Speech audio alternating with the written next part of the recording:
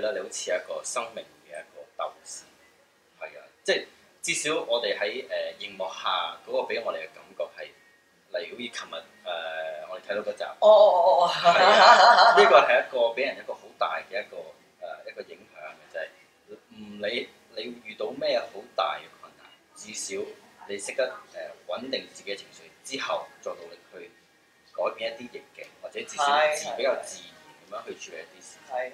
咁其實生活中其實你係咪一個咁樣嘅人？我都係嘅，我成日覺得要，即係有啲解決唔到嘅話咧，我覺得即係實際一個人裏邊咧，實在太多嘢要處理啦。可能同一時間發生嘅，咁但係首先有樣嘢處理咗就係自己先。即係如果我自己個情緒管理得唔好嘅話咧，我覺得嚇做所有決定都係錯嘅。即係當你譬如你好唔開心嘅時候，你做嗰個決定都係唔開心。咁所以我寧願係點咧？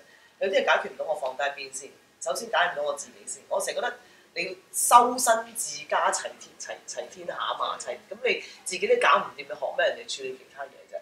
咁所以我咪要覺得，就算我幾亂都好，自己唔好亂先。即係正所謂輸人唔好輸咗陣啊嘛。即係你自己搞唔掂，你就好大鑊噶啦。只要自己搞掂嘅話咧，當你平常心嘅時候咧，我覺得你嘅諗法啊，你嘅決定都係會啱啲嘅，即係唔會咁錯得唔會咁離譜喎。係啊，咁你10幾年嚟，因為我哋睇你嗰個形象咧，你係由一個低，跟住去到做到高，又大家唔出名都知道大家知道你個名。係。跟住其實呢個成功嘅因素係咪因為你可以穩定到情緒？都唔係㗎，我之前唔得㗎。我之前其實我諗我由零，如果你計我可以自己真係可以全部控制到，其實係09年嘅事嚟喎，即係喺入 TVB 之前嘅事嚟喎。都係因為我06、07年，我諗下先，今年14唔係10年前，我10年前就已經發覺自己嘅問題。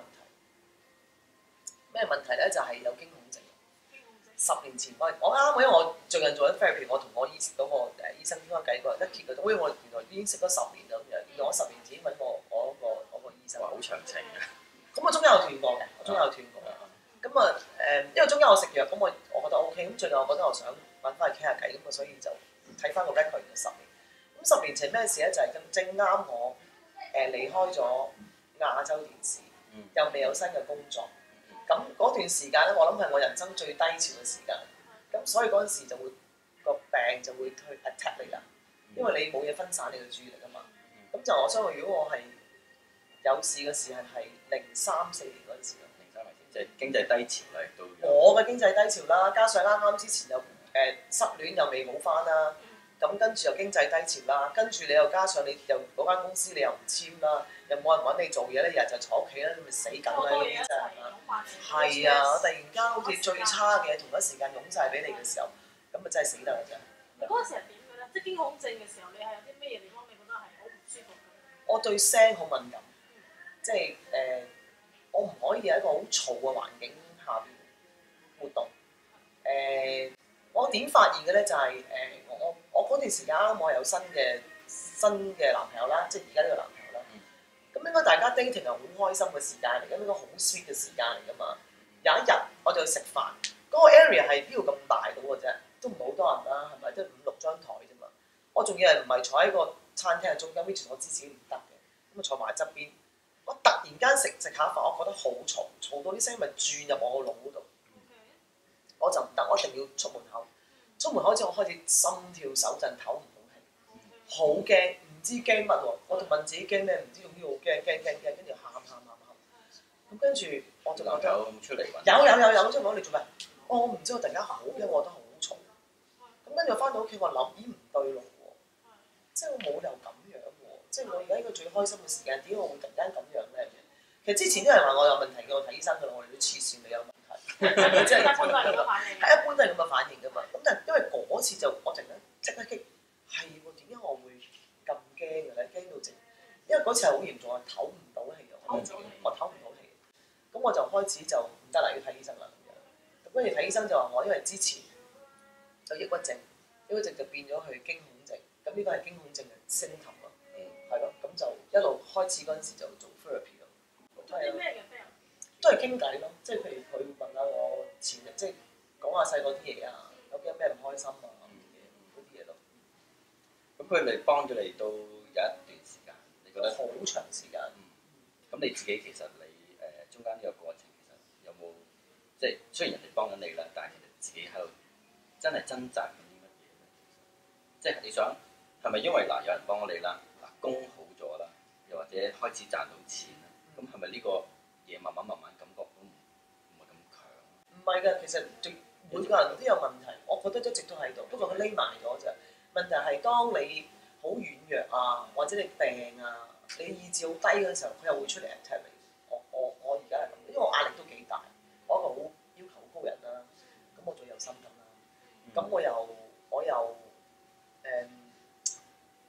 我好多嘢諗啊，我好多嘢驚啊，其實。咁但係問題係，如果你正正常常翻工咧，其實冇嘢嘅，因為你嘅工作已經 shift 咗去工作度。咁我最近又有翻覺得唔妥咧，就係、是、可能我啱排個劇，嗰、那個角色好慘，我俾佢拖咗我落去。係咪點交成㗎？唔係，嗰、那個係使徒行者，我俾佢拖咗我落去，加上我病咗3個月，個人好低啊，個意志力好低，咁又翻嚟啦。我覺得佢係。咁有啲咩症狀你 feel 到係開始唔妥啦？有啲有翻嚟係咩嚟？開始又驚翻，唔知驚乜嘢咧，總之好驚咯，係啊。總之就驚。總之驚，突然間有一次試過搭 lift，明明嗰個地方你個意識係要撳8字，你知道自己去邊，但出咗 lift 突然間唔認得嗰度邊度咯，我 get lost 咗咯。咁呢個就係一個症狀嚟嘅，我淨唔知自己去到邊，係唔知自己去到邊，呢個邊嚟㗎？我點解嚟呢度嘅咁樣？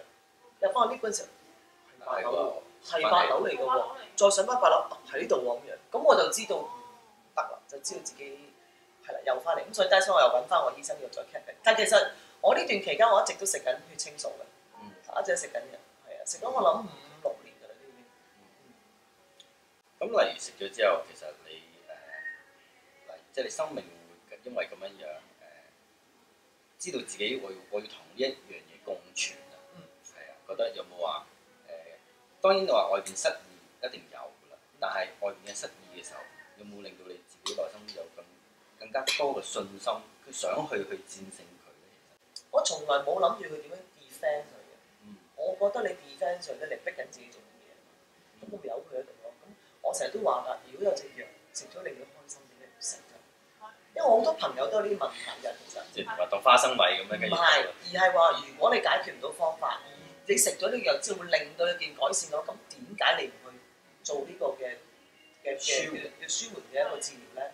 我個朋友佢自己知自己有事，佢有一日佢老公唔記得同佢講早晨嘅，佢斷續打咗5個鐘頭，鬧個老公鬧咗5個鐘頭，佢鬧完之後夜晚佢突然間打俾我，今日我唔掂，我咩事唔掂？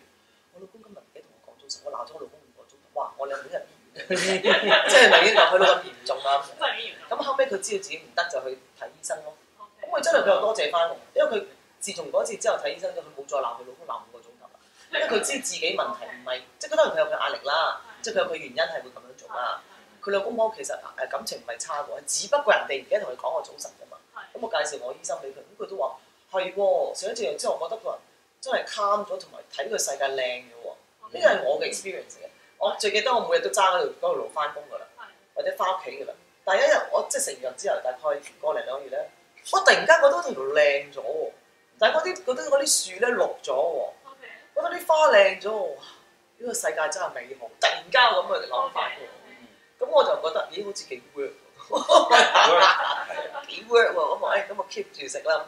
但係我又衰嘅，我又百鬼厭，即係或者我要求高。但係我覺得如果食得耐咗藥咧，我個情緒狀態會維持一個水平嘅。但係我唔想有時，因為我做戲我唔想佢維持一個水平，我想有起伏。所以有時我會因為個角色我停藥嘅會，咁啊停咗先，咁啊拍完佢先再食翻咁樣。咦，咁樣講，你覺得即係做演戲呢一個生涯，對於你其實你個人嚟講有冇一啲影響？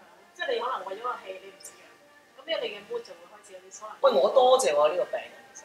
如果唔係邊有咁嘅情緒起伏，做到啲咁大起伏嘅角色啊？即係反而覺得係感謝呢樣嘢。係㗎，咁我話我從來冇 defence 過佢，我不如我適應佢，我接受佢好過啦。係啊，同埋其實深貓佢唔係話影響到我，直情唔可以生活啊嘛。佢只不過令到有時我會覺得，咦唔對路咁啫嘛，係咯。